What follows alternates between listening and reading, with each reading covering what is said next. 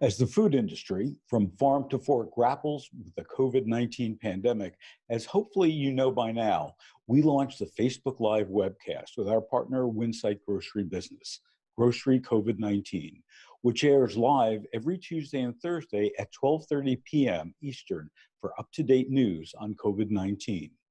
On our Lempert Report videos, we will occasionally address COVID-19 stories, but we will continue our focus on marketing analysis, issues, and trends for the food industry. For COVID-19 news, I hope you will tune into our Facebook Live webcasts. Do food labels actually matter? Did you know that according to a 2019 BMJ study, there are 31 different types of labels worldwide that are telling customers how much fat, salt, and sugar there is in the foods that they buy?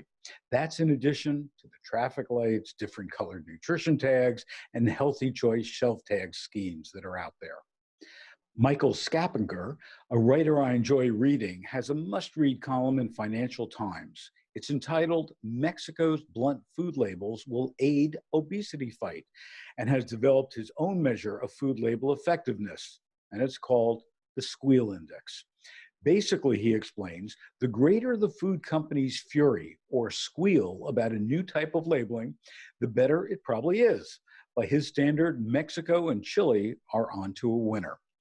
The Financial Times reports that Mexican shoppers would soon see large black labels on their food and beverages, warning if they contain too much sugar, too much fat, or too many calories.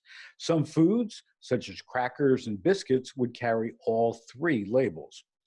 Mexico is following Chile, whose black labels seem to have delivered results, including a 25% fall in sugary drink sales over the past year.